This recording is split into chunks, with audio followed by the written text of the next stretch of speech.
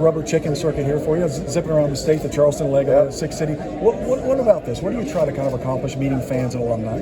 Well, it's just great to get out and connect with everybody in person, and it's been 3 years since we've been able to do this. So this has been a lot of fun this year. We've got 3 this week. We've got Greenwood and Florence as well. So good to be back to Charleston. It's been a while since we've been down here, but just again, it's one thing for people to see you and hear you from afar, but to be able to come to them and bring a little Clemson down here. That's always something that we look forward to, and it's always a good event. What is special about Charleston when you come here? Just the people and the food. There's always great food here in Charleston. It's a great town.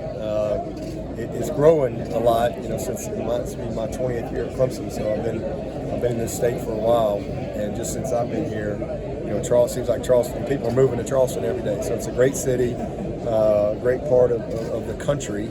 But I love the history of Charleston. The food in Charleston is great. Just the whole ambiance of it. I know it's just May, but let's talk football for a second. What do you expect from your quarterback, from DJ? A lot of folks who are hoping he will play better this fall. What did you see from him in the spring as you move forward? Yeah, we're all hoping he's going to play better. We all need to play better, and he is. But he had an excellent spring. Very focused, very driven. Learned a lot from last year, and we're going to have a better cast around him as well. So expect him to do well. Dabo, the Jimbo Saban thing. Are you afraid that, like you said, the NIL's out of control? Is it going to lead to more finger pointing like that and accusations? I don't know. I'm just focused on the Tigers. I ain't getting involved in all that stuff. I've had plenty of comments on the NIL. I've had plenty with you, I think. I'm just focused on our guys and what we need to do, and helping our guys be successful. But that was nuts, right? I mean, they're back and forth. I mean, when have we ever seen anything like that? You had to look at that and go, what is happening? Well, I ain't got much comment. I'll let them figure all that stuff out on that. But, it's a different world. Everything you say these days there's a camera, just like this, and that's about it. Dabo, for the first time, you guys can have a football with players in June, right? Yeah. That's pretty cool. And how is that going to help your squad particularly? Yeah, we were able to do it with the COVID. That summer, they allowed us to get out. That was the first time we were able to actually be on the field with them, part of the instruction. So that's a great rule change. I mean, you can't. It's not anything against each other. So they'll still have their skills and drills because they need to go and do some one-on-ones and some pass rush. So when we're on the field with them, there's no equipment other than a ball, but it does allow us to do some installation on air, to do a lot of individual fundamental drill work and things like that. So it's really good to be able to get out there and be engaged with our team and be on the field with them a little bit more than we have in the past. The trade-off is you got to take it out of your 8 hours of strength and conditioning. So there's a balance there, because you could have 4 hours, 2 hours of meetings and 2 hours on the field, but then that gives you only 4 hours of strength and conditioning. So, I think for us, we've got a good plan on how we want to use it strategically, and because there's a certain amount of training you have to get in the weight room and conditioning wise. So we'll kind of have a little bit of that early part of the summer, and probably most of it that second part of the summer. Dabo, I've got an hour-long sit-down tomorrow night with Don Staley. You guys both have 2 national championships, are similar, always thank the Lord right after the win and stuff. What is your view of her been from afar, and have you ever met her? I have not met her, and I'd love to meet her. She's amazing. You can just tell that she has great respect from her team. You can tell that she is very relational and culture-driven with her players, which is awesome. She can tell she really cares. She's passionate about it, and you don't have the type of success that she's had and the consistency that she's had unless you are very smart. And she's. I love people. That's kind of the people that I study. Not just athletics, but business people, whatever, companies, people who consistently can achieve at a high level. To me, that's unique.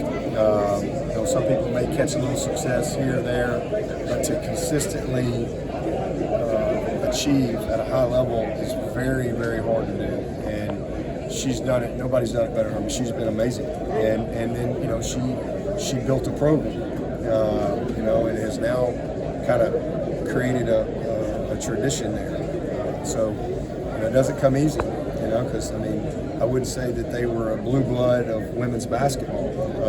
You know, Tennessee and Connecticut and I guess La Tech back in the day, those were kind of, you know, maybe, I'm sure I'm missing some, but, you know, she's done it right there. And, you know, I think she's a great example to a lot of people.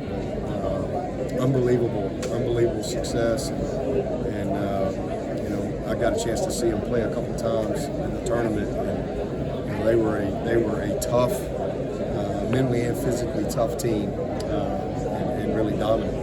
Of the guys that missed spring, recovering from injuries, is there any of those guys that you still aren't sure if they'll be ready for the start of fall camp at this point? I think we're in a good spot. I mean, we had 21 guys out. Most of those guys were you know, postseason stuff, postseason surgeries, you know, or just recoveries from season surgery, whatever it was. We had 2 guys get hurt, Jay Lucas and Adam, and both those guys are doing great. You know, they'll be, you know, Adam will be, I mean, Jaden will be ready to roll. Okay. Adam will be in camp, and I think he'll be, you know, progressing and in a good spot. But exactly when he'll be back on the field, I don't know. He'll be back sometime. Right. So it's not out for the year.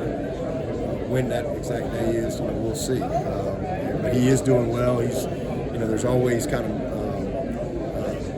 measuring points or standards that they want him to meet at certain time frames, and he's been ahead of every step. He's been ahead of where they hoped he would be. So he's doing great, and then Jaden's doing well, and, you know, progressing with his shoulder. His surgery, Adam's surgery, how did that come out clean? Yeah, it was good. Very, very clean. It was a very isolated tear. It wasn't multiple ligaments and things like that. So it was best case scenario for him and for us. How's Brian doing? Great. He's rolling, doing everything. So, like I said, everybody's progressing well. We're getting a lot of guys out. You know, we only had 1 scholarship back this spring. EJ was out, so, you know, he's getting back going. Obviously, Will Taylor, he's back going, and you see what he's doing already. He's just a natural, you know. And he's got that it factor, and that's why he was kind of where he was heading early with us last year. But, you know, so it's good to see them all heading in that direction, and hopefully, you know, come August, we can get through the summer and everybody's in a good spot, and you know, we can be if we're halfway more healthy, it's going to be a better year for us. Coach, we saw you at some high school basketball games here in town, recruiting some kids over the off season. When you're watching these high school games, is there something you're looking for that these kids might be able to bring to the football field, or is it more just they be there to support the kid? Well, some of it is just that's the time of year where the head coaches can go on the road in December and January. So some of it's that, but we love multi-sport athletes. I mean, we try to recruit as many multi-sport athletes as we can. I think there's a lot to be said. I think if you look at the NFL draft, you see a lot of the same things. There's a lot of multi-sport guys. You know, but yeah, it's a different sport. It's a different team dynamic. It's different training. It's different competitive levels. And, you know, but I love being able to go and watch guys compete in another sport if I get a chance, or watch them practice. So, you know, but December, January is kind of, most times it's basketball. It's usually the other sports. So that's really the biggest thing. Dabo, what do you think about this 5-3 potential scheduling format that the ACC is discussing in the future? The 3-5-5. Yeah, the 3-5-5. You know, I mean, it's fine. I mean, I'm really not. It's not really one of my battles or one of the things that I'm really passionate about. I mean, I'll get on board whatever they think is best for the league. I don't know that it's necessarily best for Clemson, but if they think it's best for the league, great. I think of all the stuff I've heard, that makes the most sense to me. But you know, I'm also like divisions. You know, I don't care if you blow them up, change them, get rid of the crossover, figure out a different way. You know, that doesn't really bother me as well. I think a division championship's a big deal.